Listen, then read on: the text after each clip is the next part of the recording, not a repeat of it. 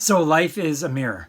I'm really hoping and crossing my fingers that those of you watching will be able to understand exactly what I'm trying to relay here, the message I'm trying to give.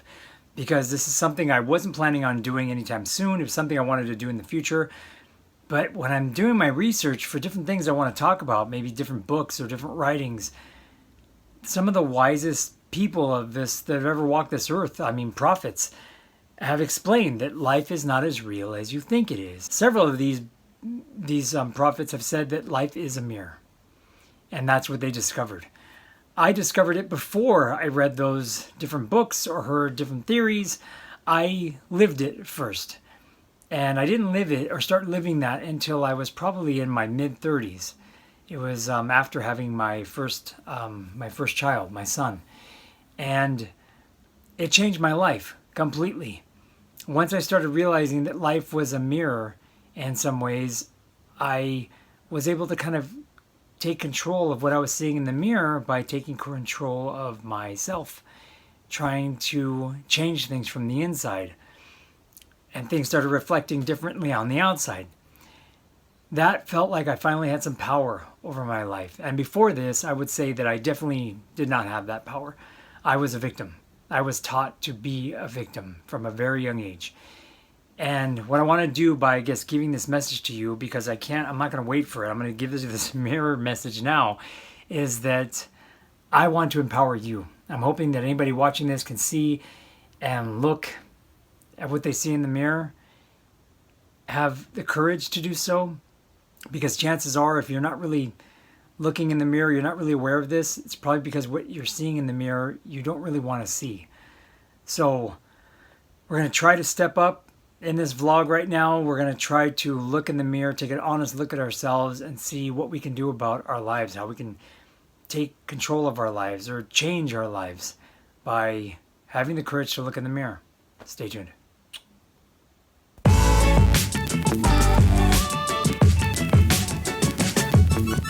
Hello and welcome to the Legendary Daddy channel. I'm Legendary Daddy, and today I wanted to talk to you about mirrors and that the possibility that life in fact is a mirror of what's going on inside.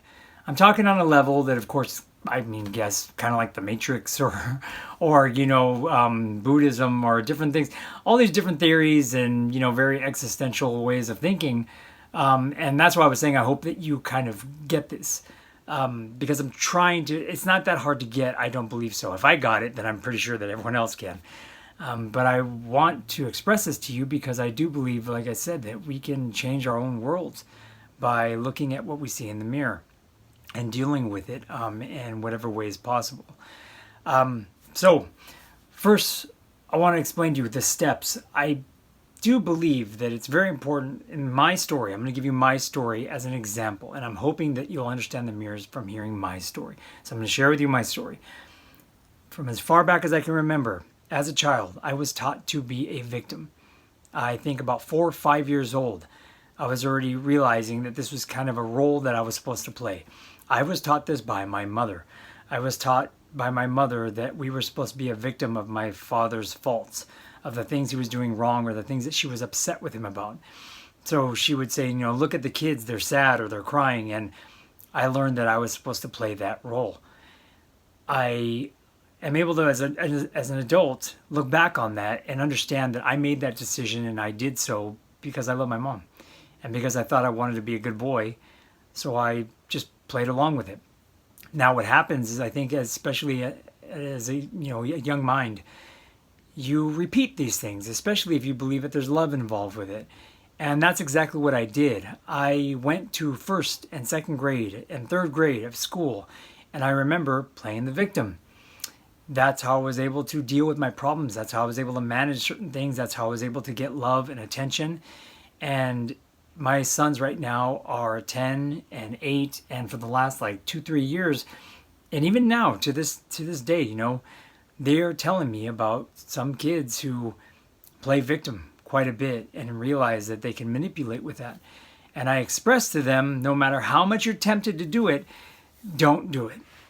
Because you're throwing away all your power. You're pretty much throwing away everything in life. And I explained to them about how I made huge mistakes and how it really led me down a bad path. and that I didn't know what I was doing. I knew that it worked in some ways, but it was something that I did out of love, like I said, for especially for my mom. And it's something that I carried with me for decades. It's something that I carried with me into my teenage years, into my 20s. When I tried to get stronger and break out of it, I realized it was just a pattern that I really gave into and gave so much fuel to.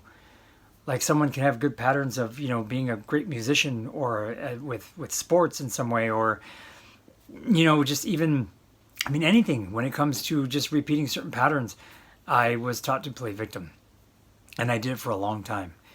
So that's something I feel like I need to start with, is explaining to you how that's kind of the world I created, I believe.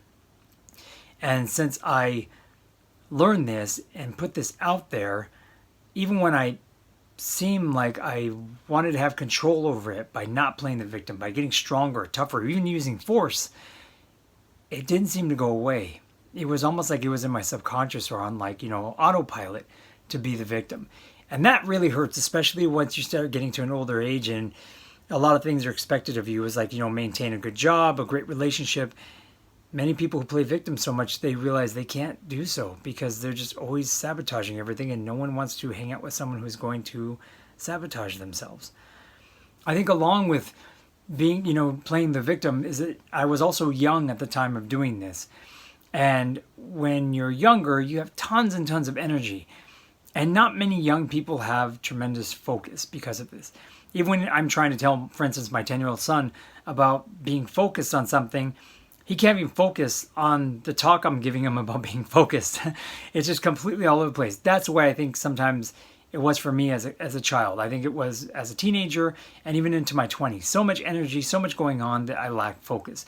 And I did see that a lot of the successful people in my life, my peers, let's say, throughout teens and 20s, there were some of them who had tremendous focus, whether it was because their parents, put them into a certain sport or into a certain art form, or, help them with studies, or maybe I think even reading helps a lot with just focus, just slowing down the chatter that goes on inside of here.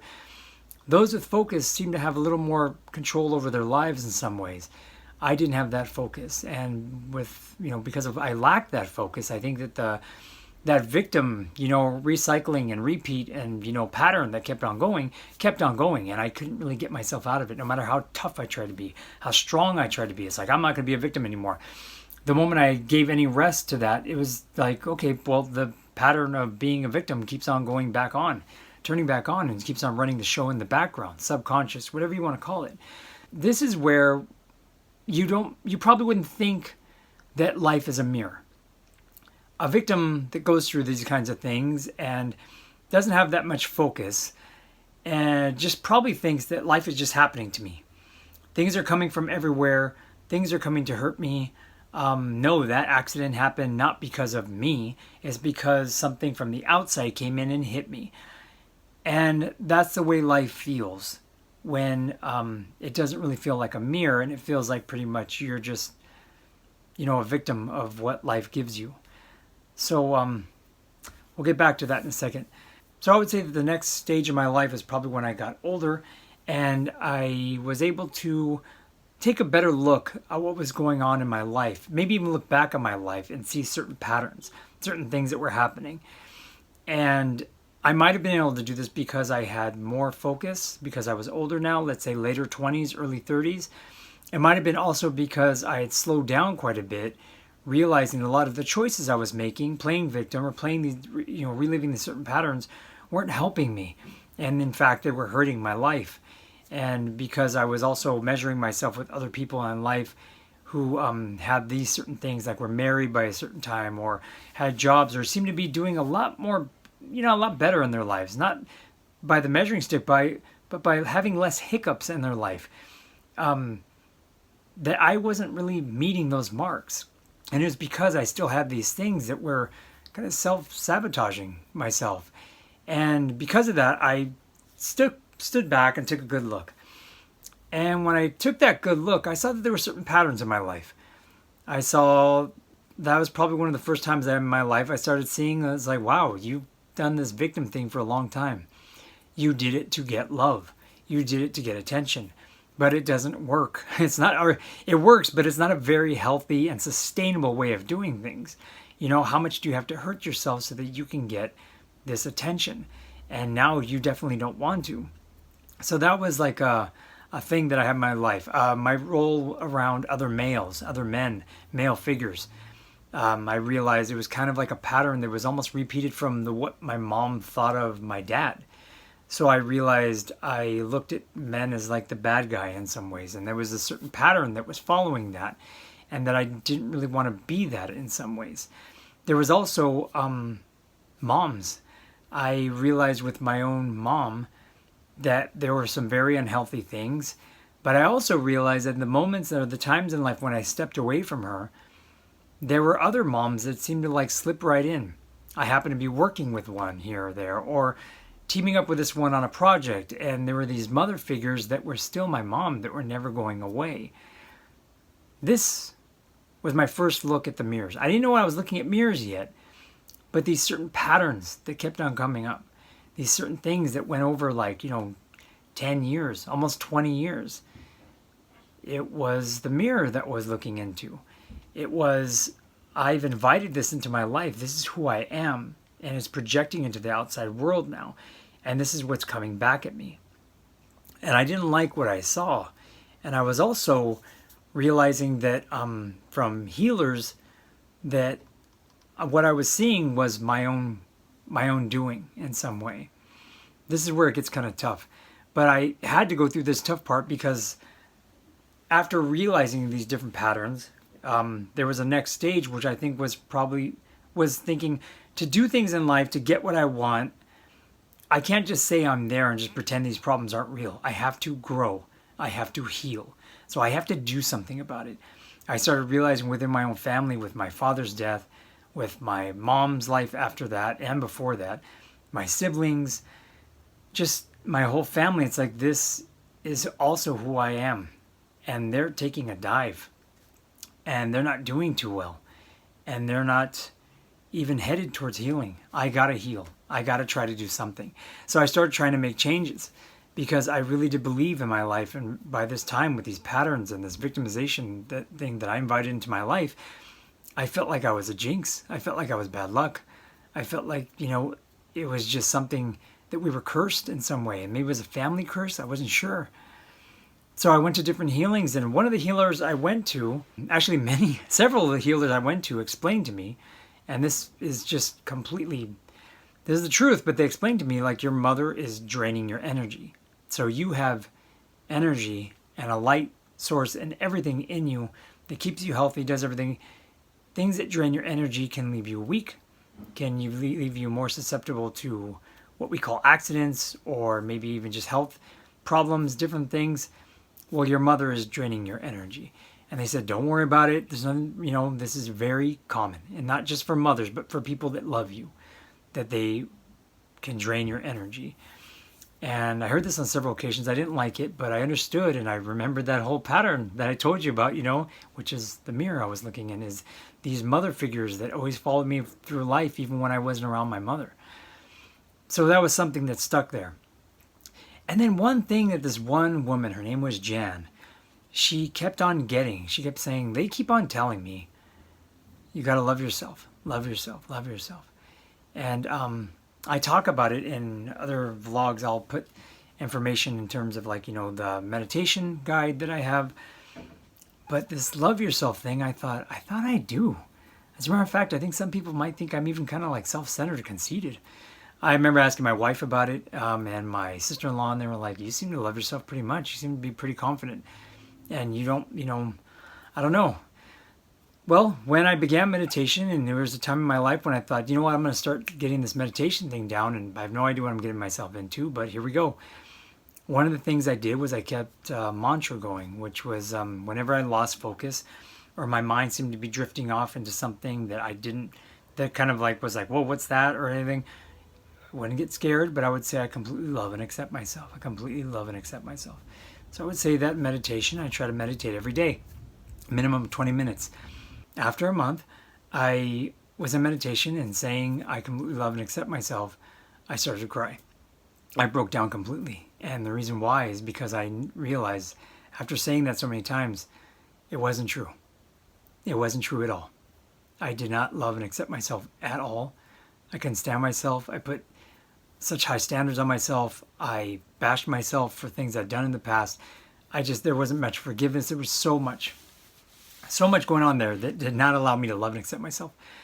And this was the next step, I think, towards getting closer to the mirror.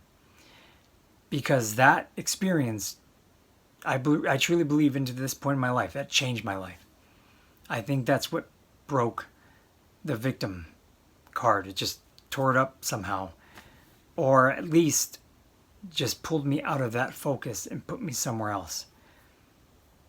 People make jokes about like, oh, love, yeah, love is everything, right? Well, it doesn't pay the bills or this. It's very powerful, more powerful than we know. And just by saying that for a month, it changed my life. I mean, I can't say that, instantly everything got better, but it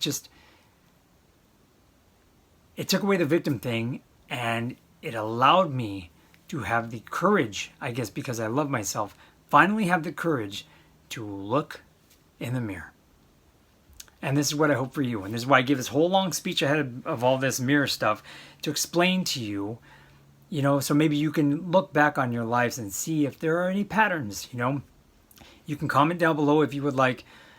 Maybe there are. Like I said, I had a certain thing with moms. It was always there. And it was also, I realized my mom was draining my energy, all these different things. And that changed from, once I was able to look in the mirror and change these things. Or the victim, realizing I don't want to be the victim, but if I look in the mirror and I'm able to see that I am the one who invited this in, I'm the one who can turn it off, maybe I should give it a shot. And I'm telling you, it didn't come without love first, without love for yourself and just changing the chatter that goes on in here that can be very hurtful to yourself. So the first mirror I think I would like to share with you is I was taking care of my son. He was probably 3 years old at the time, and I was going to the park a lot. It wasn't school yet, wasn't any of this stuff. And there was a mom that I met. And this mom was very nice. She had 4 boys. She was really cool. And right away she talked to me. She saw me with my son. I think she saw the way I interacted with him. She had sons that were around his age, so she invited us to play with them. And it was cool. And we got along really well right away. So much that I was kind of scared because I was kind of like, okay, well, we're hitting it off, but make sure my wife knows, like, she's a mom that, I see there, no biggie. And I was hoping, too, that her husband didn't think anything bad or anything like that. But at this time, we had conversations, and she mentioned things in her life that were very similar to mine. And she had a completely different viewpoint, though, or what I felt was different. It was exacerbated. It was way like if I have a viewpoint like this, hers was way crazier, but kind of similar in some ways. One of them was, having connection to family members that you know in a way are draining you in some way. She had that with her father. And then she had these answers for how she was going to find a solution to that. And it was pretty much a lot of like kicking them out or being angry at them, or they were the problem. And when I had quiet time to myself and with my wife, I would say, am I her? Am I this woman?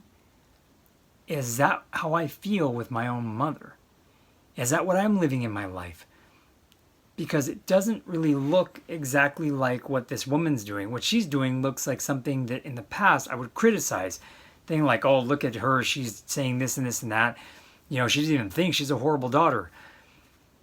But at this point, I think, like I said, with a bit of wisdom and a little more love yourself and the courage to be able to see it, I realized I think I am she, her.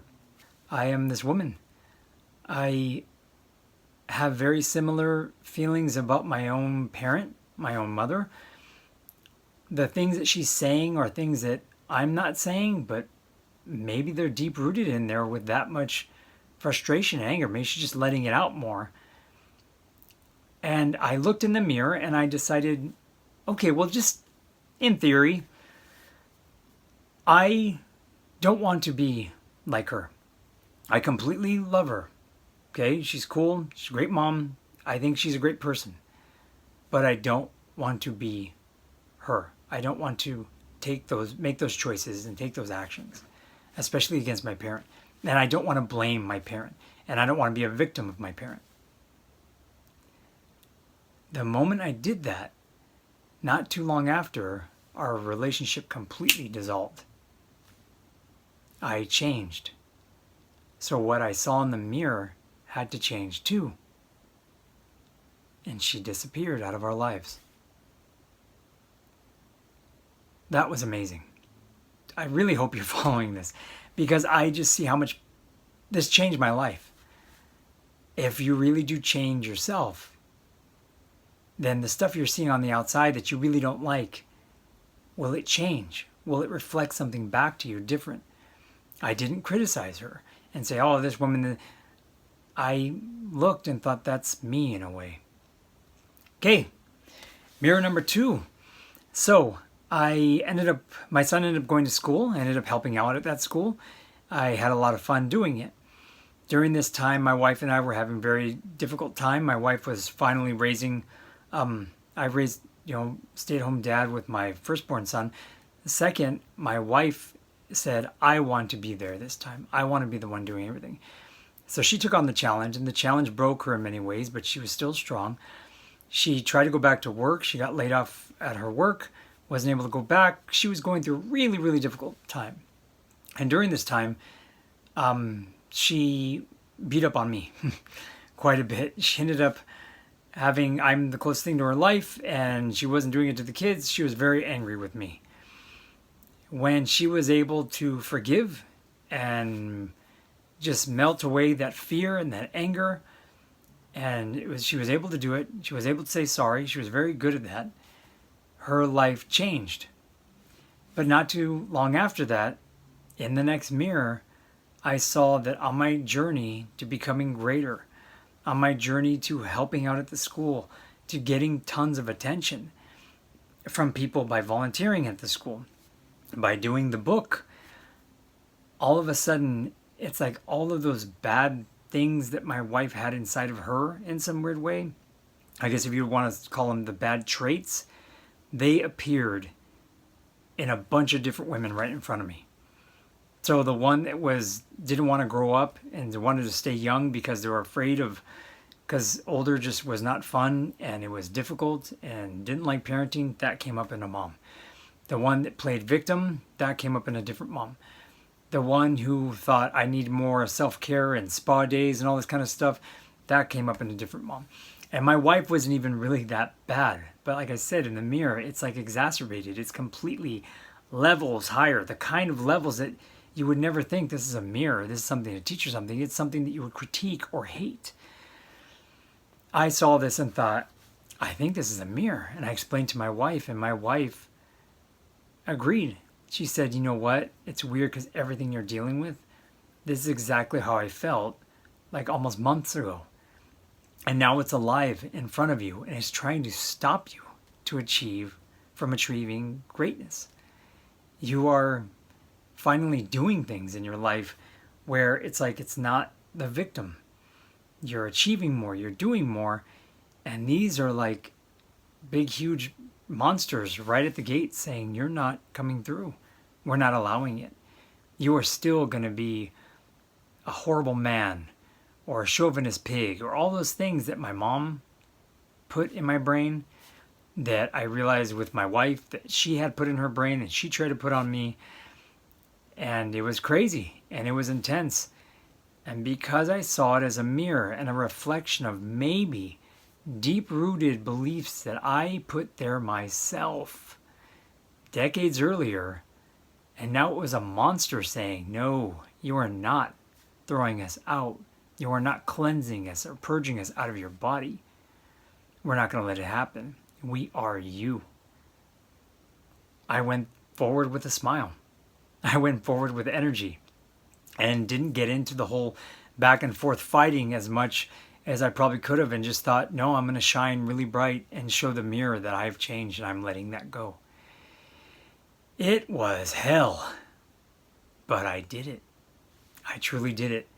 And at this time, in the climax of a lot of these things, not only included saying goodbye to some of these very harmful people, it was the goodbye to my mother. My mother felt all of this happening. And to her, I knew, and I tried to be as nice as I could with it, but I knew it was like death to her. It was like she was dying off somehow. And that my relationship with her was dying off. Maybe it was even that energy that she was borrowing from me all the time was going to be cut off. And it happened. And I rejoiced. Not in anger, not in hate, not in revenge, not anything like that. Just complete joy. And I thought, where's mirror number 3? Because I am ready to live this life and go forward. And that's all the stories I think I need to tell you, to explain to you. Hopefully by now you got the gist of exactly why I'm talking about this mirror situation. It's because I wish this for you. I truly do. I look back on my life. Take a moment in your life to sit back. Whether you pray or you go to church or something like that, just ask the question. They'll help you. And you will see the mirrors.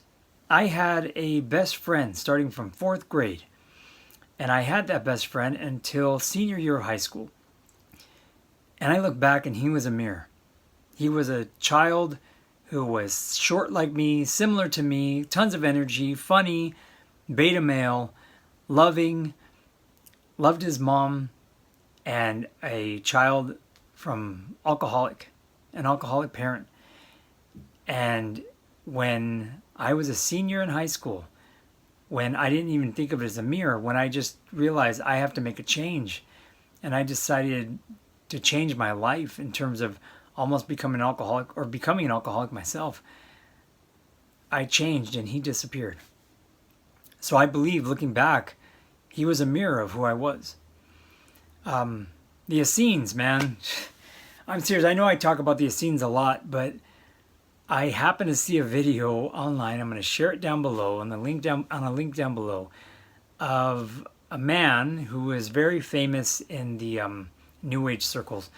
And he explained about how the Essenes say that life isn't real. It is 7 different types of mirrors that you see. That was completely helpful. And it only reaffirmed what I've been living, I believe.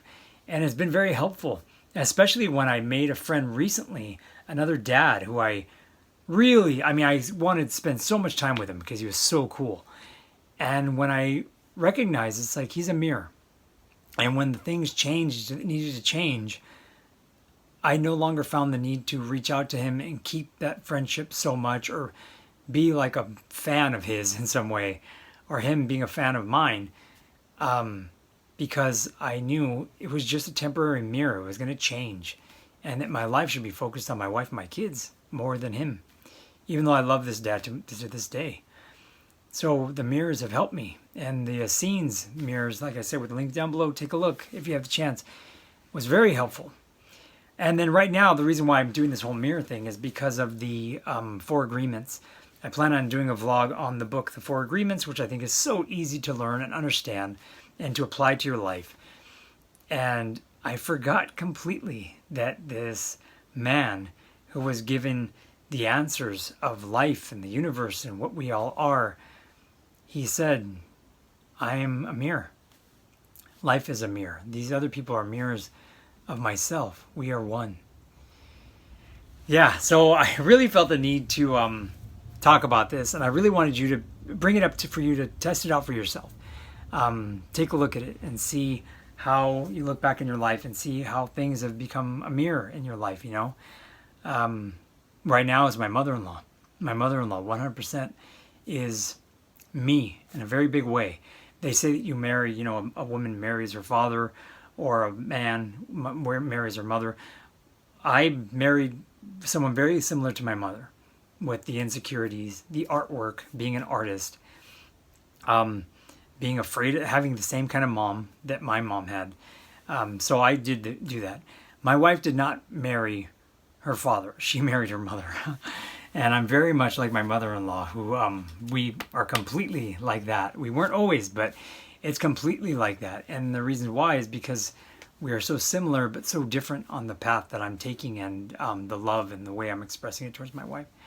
So that's it. If you have any questions about this stuff, I would love to talk about it more. I'm serious, because I've been wanting to talk about this mirror stuff forever, and I don't have anyone to really talk about it except for my wife. And my wife totally gets it, even though she still to this day totally doesn't like looking at the mirror sometimes. I'll tell her, it's like, why is it here? I can see it clearly. And the only reason why she doesn't see it is because she wants to do that because she doesn't like what she sees in the mirror. So have courage. Look at what's going on in that mirror. Like, subscribe if you can, and I will see you in the next video, which will hopefully be very soon.